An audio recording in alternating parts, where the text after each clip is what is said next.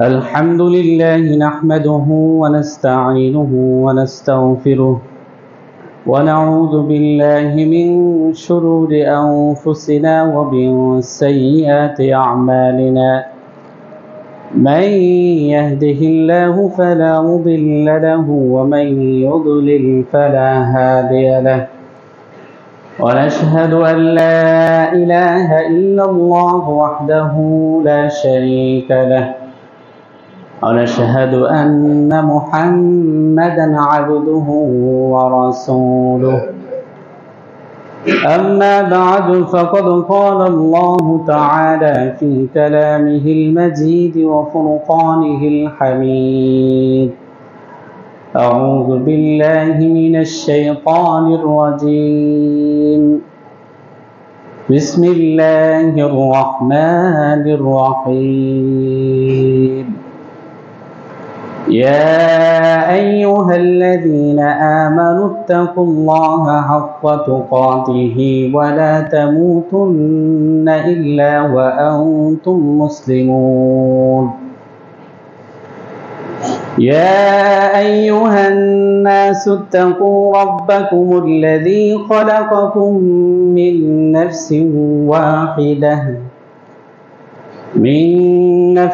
واحدة وخلق منها زوجها وبث منهما رجالا كثيرا ونساء واتقوا الله الذي تساءلون به والأرحام إن الله كان عليكم رقيبا يا أيها الذين آمنوا اتقوا الله وقولوا قولا سديدا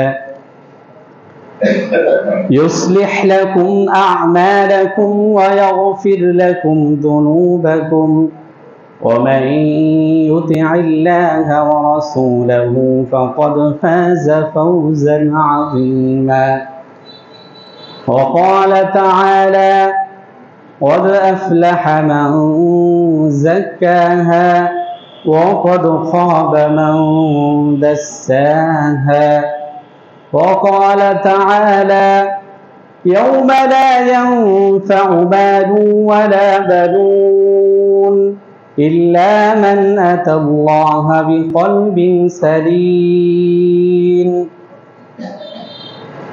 إلى آخر الآية আলহামদুলিল্লাহ সর্বপ্রথম সেই মহান রব্বুল আলামিনের কৃতজ্ঞতা আদায় করছি যিনি আমাদের কিছু সংখ্যক বান্দাদেরকে জুমার সালাত আদায় করার জন্য মসজিদে আসার তৌফিক দান করেছেন।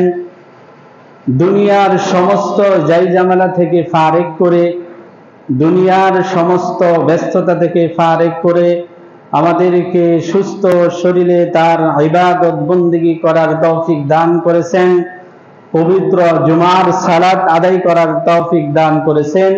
সেই মহান রব্বুল আলামিনের দরগাহে কালিমাতুশ শুকর আদায় করি, সকলে বলি আলহামদুলিল্লাহ। লাখ কোটি দরুদ বর্ষিত হোক সেই মহান মানবতার মুক্তির দূত আখিরি নবী মুহাম্মদুর রাসূলুল্লাহ সাল্লাল্লাহু আলাইহি ওয়াসাল্লামের প্রতি, যাকে অনুকরণ করা পৃথিবীর প্রত্যেকটা মুসলমান নরনারীর উপর ফরজ। সেই মহান মানবের প্রতি আমরা সকলেই দুরূদ পাঠ করি, আল্লাহুম্মা সাল্লি আলাইহি আল্লাহুম্মা বারিক আলাইহি। সম্মানিত উপস্থিতি, আমি আপনাদের সম্মুখে যে বিষয়টা নিয়ে আলোচনা করব সেটা হলো নফস।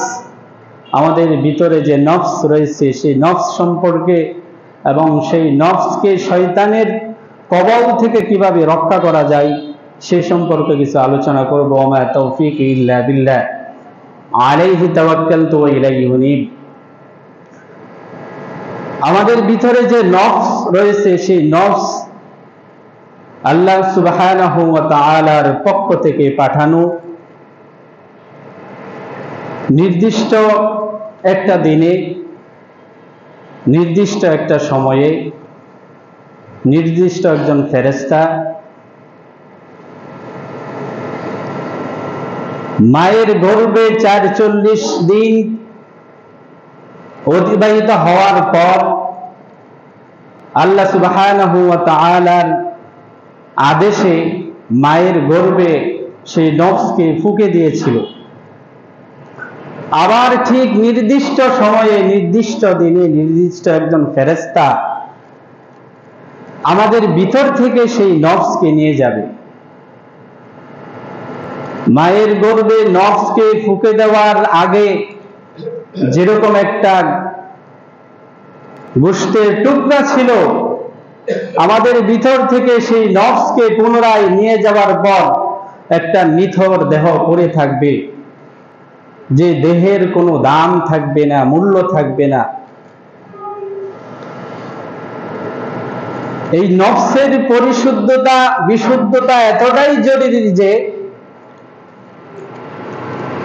পৃথিবীর কোনো মানুষ কোনো মানুষকে যদি কোনো সংবাদ দিতে চাই, কোনো মেসেজ দিতে চাই, এটা দুইভাবে দিতে হবে। হয় তাকে সরাসরি বলতে হবে, না হয় কোনো লেখনির মাধ্যমে দিতে হবে। আমাদের পক্ষে এই দুই সিস্টেম ছাড়া অন্য কোনো সিস্টেমে, অন্য কোনো পন্থায় মানুষের কাছে মেসেজ দেওয়া, তার অন্তরে বলা কোনো সম্ভব নয়। কিন্তু আল্লাহ সুবহানাহু ওয়া তাআলা শয়তানকে সেই ক্ষমতা দিয়েছে। কোন প্রকার কথোপকথন ছাড়া, কোন প্রকার মেসেজ দেওয়া ছাড়া শয়তান আমাদের অন্তরে কথা দিতে পারে। শয়তান আমাদের অন্তরে সংবাদ দিতে পারে, ওয়াসওয়াসা দিতে পারে। এই পাওয়ার, এই শক্তি আল্লাহ সুবহানাহু ওয়া তাআলা শয়তানকে দিয়েছে। এটা দেওয়ার কারণ কি? আল্লাহ সুবহানাহু ওয়া তাআলা যখন আদমকে সিজদা করার জন্য শয়তানকে আদেশ করলো এবং সে সিজদা করতে অস্বীকার করলো, তার জন্য জাহান্নাম ঘোষিত হয়ে গেল। সে আল্লাহ সুবহানাহু ওয়া তাআলার কাছে চ্যালেঞ্জ করলো যে আদম সন্তানকে আমি সিজদা না করার মাধ্যমে জাহান্নামী হয়েছি, সে আদমকে আমি জান্নাতে যেতে দিব না। সে আদম সন্তান কিভাবে জান্নাতে যায় সেটা আমি দেখে দিব। এই জন্য আপনি আমাকে সুযোগ সুবিধা দেন। আল্লাহ সুবহানাহু ওয়া তাআলা শয়তানকে সেই সুযোগ দিয়েছে। সে বলেছিল আমি আদম সন্তানের অন্তরে যেন প্রভাব বিস্তার করতে পারি, কোন প্রকার কথোপকথন ছাড়া, কোন প্রকার সংবাদ দেওয়া ছাড়া সরাসরি যেন তাদের অন্তরে ওয়াসওয়াসা দিতে পারি, কুমন্ত্রণা দিতে পারি। সেই পাওয়ার, সেই শক্তি আমাকে দেন। আল্লাহ সুবহানাহু ওয়া তাআলা সেই শয়তানকে সেই পাওয়ার, সেই শক্তি দিয়েছে।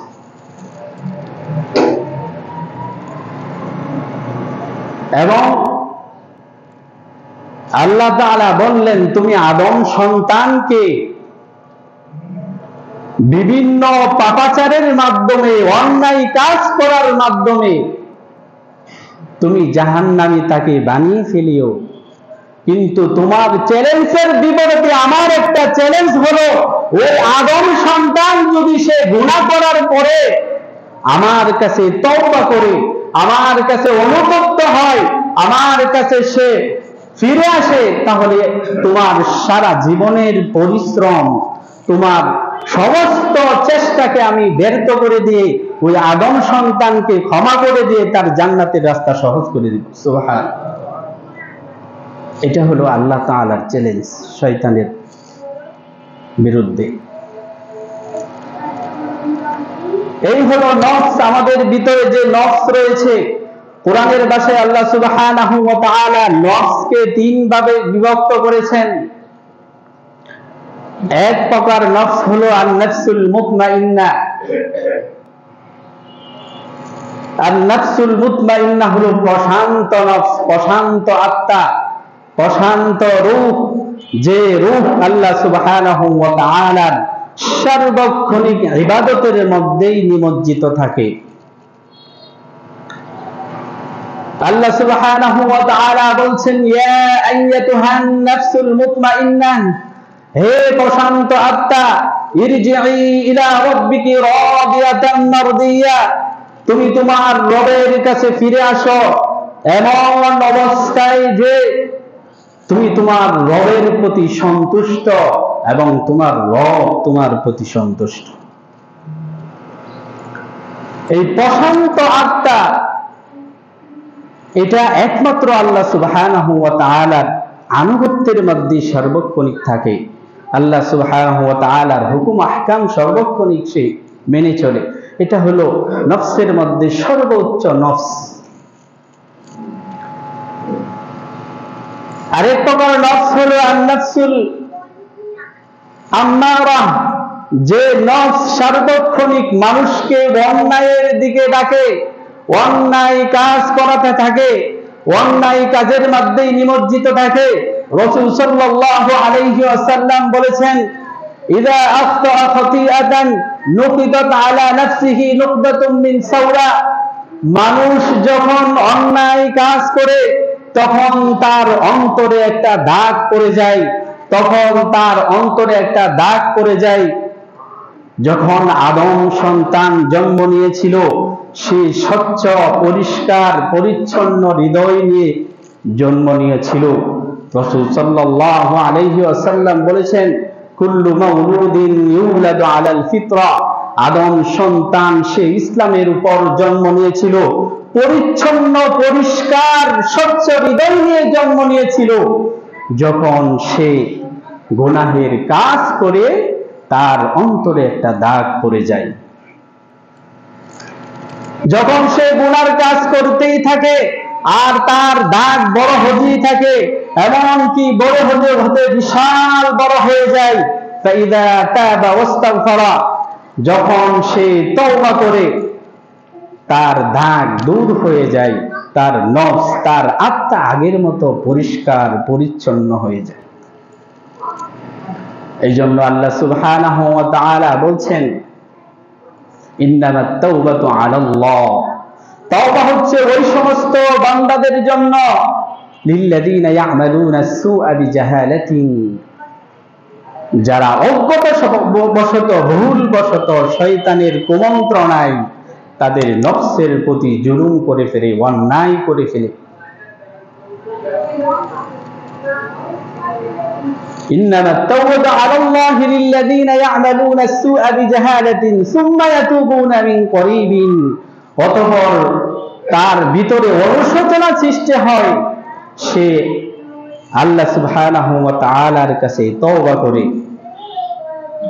ফাউলাইকা ইয়াতুবুল্লাহু আলাইহিম, আল্লাহ তাআলা তার তওবা কবুল করে। সে যখন গুনাহ করে ফেলে তার অন্তরে একটা দাগ পড়ে যায়, যখন তওবা করে আল্লাহ সুবহানাহু ওয়া তাআলা তার দাগকে দূর করে দেন। আর যদি সে তওবা না করে তাহলে তার অন্তরে দাগ পড়তেই থাকে, পড়তেই থাকে, পড়তেই থাকে। এমন অন্তরের ব্যাপারে আল্লাহ সুবহানাহু ওয়া তাআলা বলছেন, আলা ইন্না তা'মাল কুলুব আফালা ইয়াতাদাব্বারুনাল কুরআন আম আলা কুলুবিন আকফালুহা, তাদের অন্তরে তালা লাগানো দিয়েছে, তাদের অন্তর অন্ধ হয়ে গেছে। ওই সমস্ত অন্তর যে অন্তরে আল্লাহ সুবহানাহু ওয়া তাআলা গুনাহ করতে করতে, অন্যায় করতে করতে তাদের অন্তর কালো হয়ে গেছে।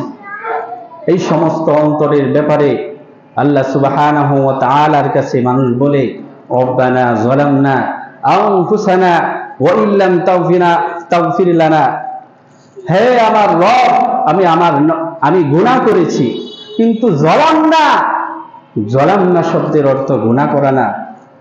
আমি আমার নফসের প্রতি জুলুম করেছি, অন্যায় করেছি, অবিচার করেছি। প্রত্যেকটা গুনাহ হলো অন্যায়, জুলুম। ওই যে কালো দাগ, এটা হলো অন্ধকার, ওটাই হলো জুলুম। কিন্তু আমরা আমাদের নফসের প্রতি যে কি জুলুম করেছি সেটা আমি বুঝতে পারি না। সেটা বুঝার আমার সময় নেই।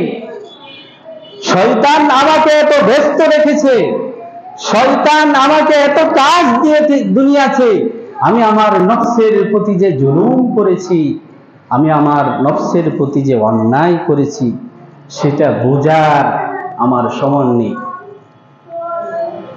যখন সময় পাই তখন দুনিয়া, যখন সময় পাই বন্ধু বান্ধবের সাথে আড্ডা, যখন সময় পাই আমার সময়টুকু মোবাইলে, ফেসবুকে, ইন্টারনেটে, বিভিন্ন মিডিয়ার মাধ্যমে সময়কে নষ্ট করে দিচ্ছি। আমার অন্তরে যে আমি জুলুম করেছি, আমার নফসের প্রতি যে আমি জুলুম করেছি, এটা বুঝার, এটা চিন্তা করার আমার একটুকু সময় নেই। কিন্তু একটা সময় মানুষ বুঝে ফেলে, একটা সময় মানুষ বুঝে ফেলে, যখন সে বিপদগামী হয়, যখন সে হতাশাগ্রস্ত হয়, যখন অসুস্থতা তাকে আক্রমণ করে, যখন সে বিপদগামী হয়, যখন তার আর কোনো বাঁচার পথ থাকে না, তখন সে বুঝে ফেলে আমি আমার নফসের প্রতি জুলুম করেছি, আমি আমার আত্মার প্রতি জুলুম করেছি। যেমন বুঝেছিল ফেরাউন মূসা আলাইহিস সালাতু ওয়াস সালামের সাথে তার সারাটা জীবন সে যুদ্ধ করে গিয়েছে, কিন্তু ফেরাউন যখন নীল নদে ডুবে যাচ্ছিল তখন সে বুঝেছিল যে আমি আমার গোটা জীবন আমার নফসের প্রতি জুলুম করেছি। তখন সে বলেছিল লা ইলাহা ইল্লাল্লাহ আমানতু রব্বি মূসা ওয়া হারুন, আমি মূসা এবং রবের প্রতি ঈমান এনেছি। কিন্তু তখন তার সেই বুঝ কাজে দেয় নাই। সম্মানিত উপস্থিতি, অতএব আপনি আপনার নফসকে, আপনি আপনার আত্মাকে শয়তানের কবল থেকে, শয়তানের আক্রমণ থেকে, শয়তানের ওয়াসওয়াসা থেকে কিভাবে রক্ষা করবেন, সেই জন্য কুরআনুল কারীমে আল্লাহ সুবহানাহু ওয়া তাআলা বিভিন্ন আয়াত এবং রাসূল সাল্লাল্লাহু আলাইহি ওয়াসাল্লামের অসংখ্য অগণিত হাদিসে রাসূল সাল্লাল্লাহু আলাইহি ওয়াসাল্লাম বলেছেন। এবং তৃতীয় প্রকার নফস হলো নফসুল লাওয়ামা, যে নফস গুনাহ করে এবং সে নিজেই তিরস্কার করে, নিজে নিজেই গুনাহ করে এবং নিজে নিজেই অনুশোচনা হয় যে আমার এই কাজটা করা ঠিক হয় নাই, আমি এটা ভুল করেছি। আল্লাহ সুবহানাহু ওয়া তাআলা বলছেন লা উকসিমু বিয়াউমিল কিয়ামাহ ওয়া লা উকসিমু বিন নাফসিল লাওয়ামা, শপথ কিয়ামতের দিবসের এবং শপথ হলো নফসে লাওয়ামার। সম্মানিত উপস্থিতি, আমাদের আত্মার পরিশুদ্ধতা, বিশুদ্ধতা এতটাই জরুরি যে আল্লাহ সুবহানাহু ওয়া তাআলা বলছেন ইয়াউমা লা ইয়ানফাউ মালুন ওয়া লা বানুন ইল্লা মান আতাল্লাহা বিকলবিন সালিম। ও পৃথিবীর মানুষ, কিয়ামতের দিন তোমার ধন সম্পদ, তোমার সন্তান সন্ততি তোমার কোনো কাজে আসবে না। সেদিন একমাত্র কাজে আসবে ইল্লা মান আতাল্লাহা বিকলবিন সালিম, যে আল্লাহ সুবহানাহু ওয়া তাআলার কাছে পরিচ্ছন্ন হৃদয় নিয়ে, স্বচ্ছ হৃদয় নিয়ে, কলবে সালিম নিয়ে আল্লাহ সুবহানাহু ওয়া তাআলার কাছে উপস্থিত হবে। সেটাই একমাত্র তার জন্য নাজাতের ফয়সালা হবে। এই জন্য আত্মার পরিশুদ্ধতা, আত্মার পরিচ্ছন্নতা আমাদের জন্য খুবই গুরুত্বপূর্ণ এবং জরুরি। রাসূল আল্লাহ সুবহানাহু ওয়া তাআলা কুরআনুল কারীমের মধ্যে বলছেন ক্বাদ আফলাহা মান যাক্কাহা, ওই ব্যক্তি সফল হলো যে আত্মাকে পরিশুদ্ধ করলো, বিশুদ্ধ করলো। ওয়া ক্বাদ খাবা মান দাসসাহা, আর ওই ব্যক্তি ক্ষতিগ্রস্ত হয়ে গেল, ওই ব্যক্তি ধ্বংস হয়ে গেল। ওয়া ক্বাদ খাবা মান দাসসাহা, যে তার অন্তরকে কলুষিত করলো, যে তার নফসকে অপরিষ্কার অপরিচ্ছন্ন করলো, ওই ব্যক্তি ধ্বংস হয়ে গেল। রাসূল সাল্লাল্লাহু আলাইহি ওয়াসাল্লাম তার অসংখ্য অগণিত হাদিসে নফস সম্পর্কে বলেছেন। এবং একটা হাদিসে রাসূল সাল্লাল্লাহু আলাইহি ওয়াসাল্লাম বলেছেন আলা ইন্না ফিল জাসাদি মুদগাহ, হে পৃথিবীর মানুষ, নিশ্চয়ই মানুষের শরীরে একটা গোশতের টুকরা রয়েছে। ফাইন সালহাত সালহাল জাসাদ কুল্লু ওয়া ইযা ফাসাদাত ফাসাদাল জাসাদ কুল্লু আলা ওয়াহিয়াল কলব। মানুষের শরীরের প্রত্যেকটা অঙ্গ প্রত্যঙ্গই হইল সেনাবাহিনীর সদস্য, আর এই সদস্যের মূল নায়ক হলো অন্তর। অন্তর আপনার চোখকে যেদিকে নিয়ে যাবে সেদিকেই যাবে, অন্তর আপনার হাতকে যেদিকে নিয়ে যাবে সেদিকেই যাবে, অন্তর আপনার পাকে যেদিকে নিয়ে যাবে এদিকেই যাবে। অতএব রাসূল সাল্লাল্লাহু আলাইহি ওয়াসাল্লাম এটাই বলতে যাচ্ছেন, ওয়াইযা ফাসাদাত ফাসাদাল জাসাদু কুল্লু, যখন অন্তর নষ্ট হয়ে যাবে আপনার পুরো শরীরের অঙ্গ প্রত্যঙ্গ নষ্ট হয়ে যাবে। অতএব অন্তরের পরিশুদ্ধতা, অন্তরের পরিচ্ছন্নতা, নফসকে পরিশুদ্ধ করা, পরিচ্ছন্ন করা অত্যন্ত জরুরি। রাসূল সাল্লাল্লাহু আলাইহি ওয়াসাল্লাম বলেছেন, ইন্নাল্লাহা লা ইয়ানজুরু ইলা সুওয়ারিকুম ওয়ালা আজসামিকুম ওয়ালাকিন ইয়ানজুরু ইলা কুলুবিকুম।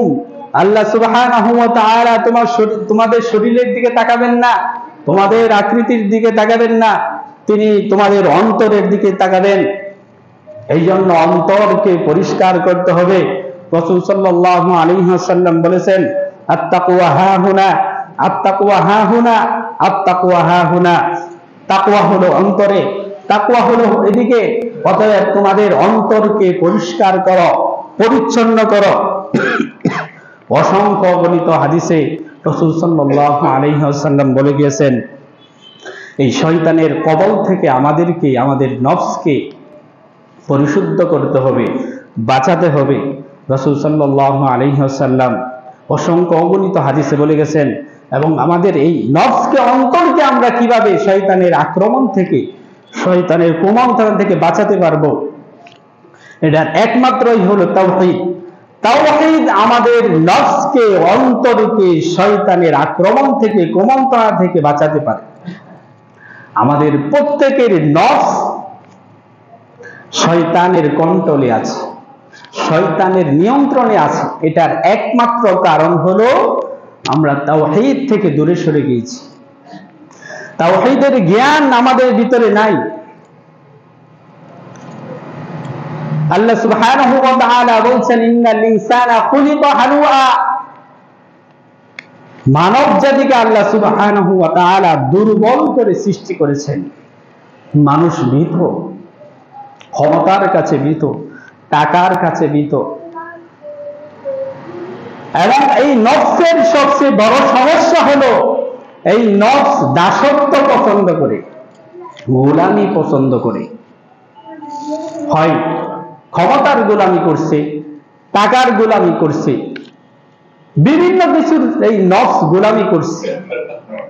এই নফসকে গোলামি থেকে একমাত্র আল্লাহ সুবহানাহু ওয়া তাআলার গোলামি করাতে হলে আপনাকে সর্বপ্রথম তাওহীদ সম্পর্কে জানতে হবে, আল্লাহ তাআলার একত্ববাদ সম্পর্কে জানতে হবে।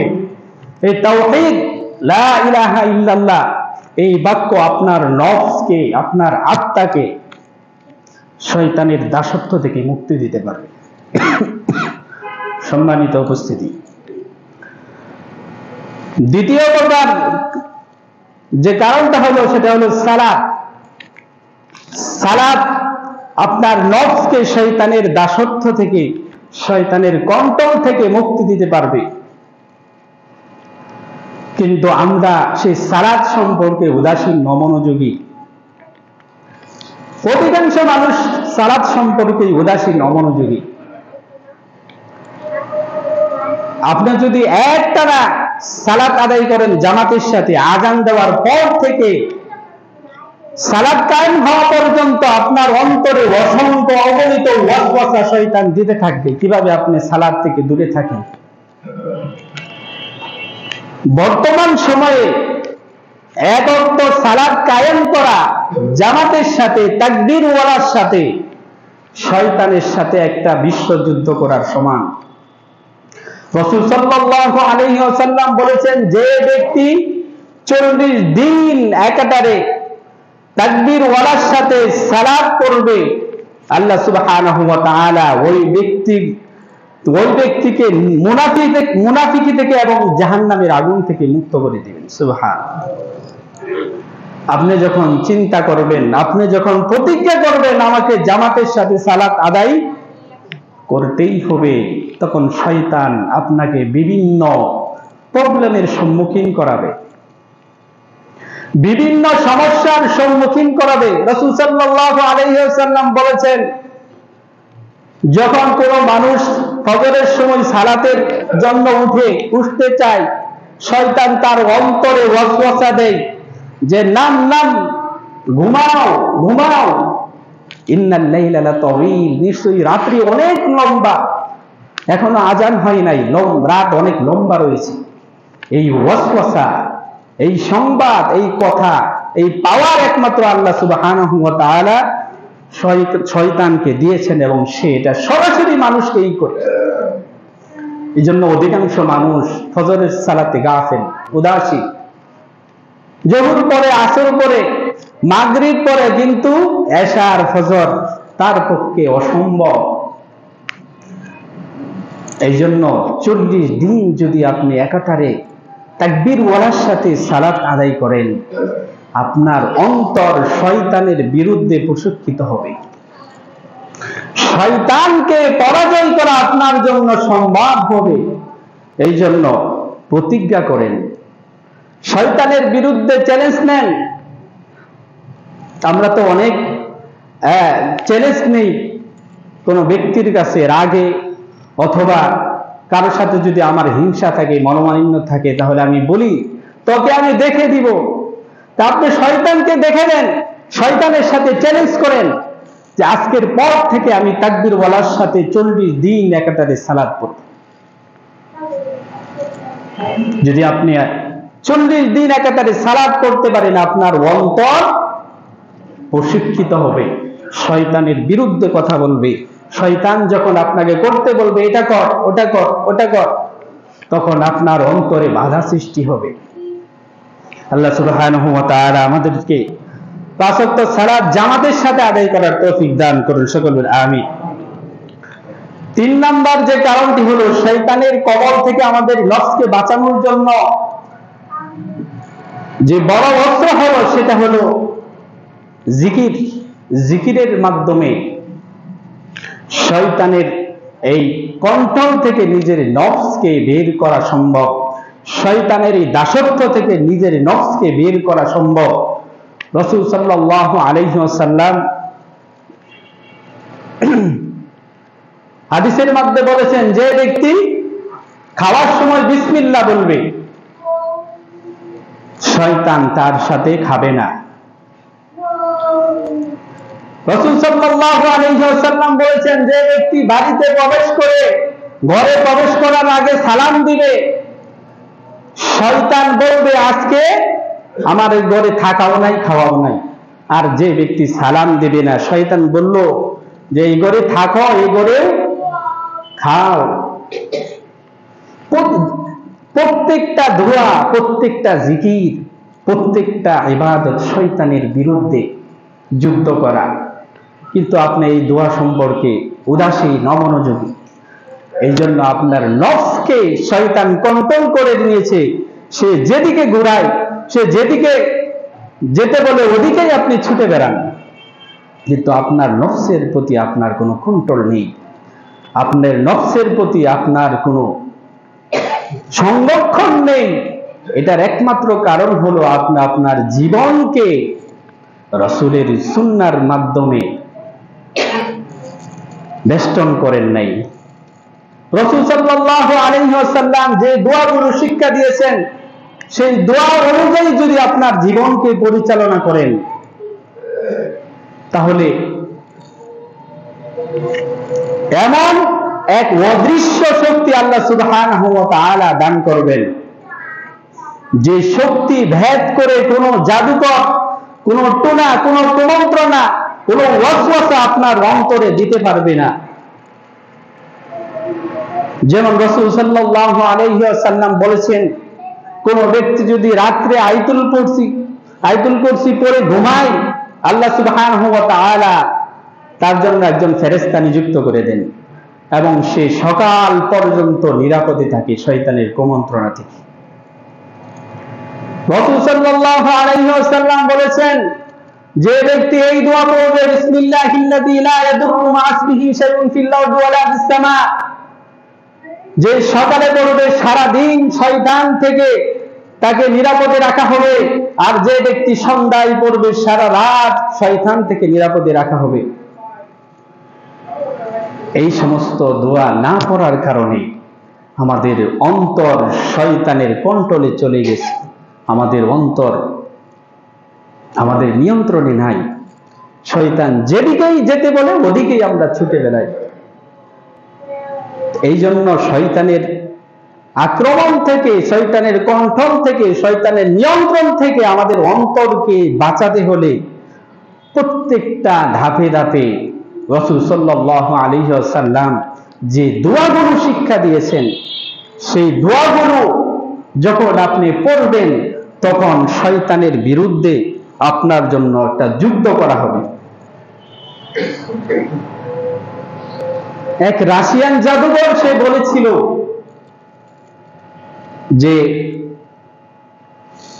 যে মুমিন বান্দা, মুত্তাকি বান্দা, ঈমানদার 5 ওয়াক্ত সালাত জামাতের সাথে পড়ে এবং বিভিন্ন জিকির আজকার সে করে, ওই ব্যক্তির বিরুদ্ধে, ওই ব্যক্তির উপর আমাদের জাদু চলে না, ওই ব্যক্তির উপর আমাদের কোনো বদ নজর, কোনো টোনা, কোনো কুমন্ত্রণা চলে না।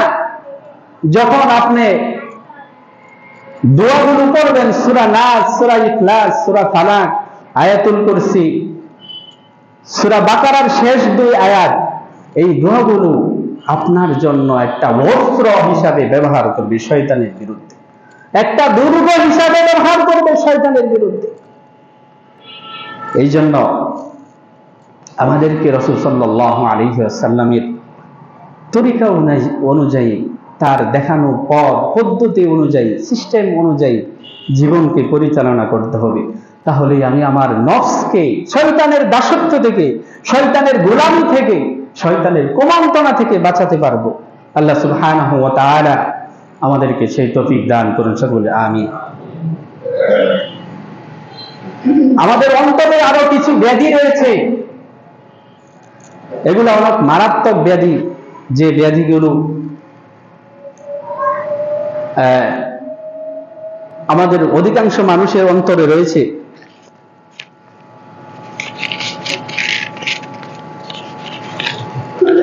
যে মানুষটা প্রচন্ড রাগী সে হচ্ছে অসুস্থ, যে মানুষটা প্রচন্ড লোভী সে হচ্ছে শারীরিকভাবে অসুস্থ, মানসিক অসুস্থ।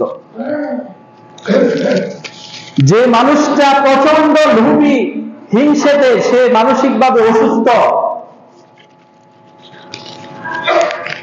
তার এই রাগ, তার এই হিংসা, এগুলোকে কন্ট্রোল করতে হবে, দূর করতে হবে। কোন হিংসাতে অন্তর জান্নাতে যেতে পারবে না, কোন রাগী ব্যক্তি জান্নাতে যেতে পারবে না। এই অন্তরকে হিংসা থেকে, অহংকার থেকে, রাগ থেকে মুক্ত রাখতে হবে। রাসূল সাল্লাল্লাহু আলাইহি ওয়াসাল্লামের একটা হাদিস শুনেন, আনাস ইবনে মালিক রাদিয়াল্লাহু তাআলা আনহু থেকে বর্ণিত। তিনি বলেন, বাইনামা কুননা জালিসান ইনদান নবী সাল্লাল্লাহু আলাইহি ওয়াসাল্লাম, আমরা রাসূল সাল্লাল্লাহু আলাইহি ওয়াসাল্লামের মজলিসে বসেছিলাম।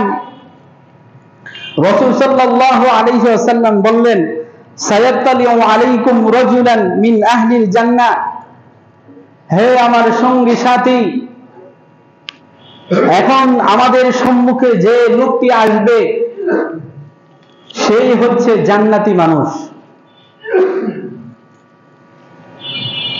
সাহাবারা অপেক্ষা করতে থাকলো যে কে এই লোকটি। আব্দুল্লাহ ইবনে আমর ইবনে আল-আস তিনি দেখলেন আনসারী সাহাবী, সে ওযু করে তার দাড়ির পানি ঝাড়তে ঝাড়তে মসজিদে প্রবেশ করলেন।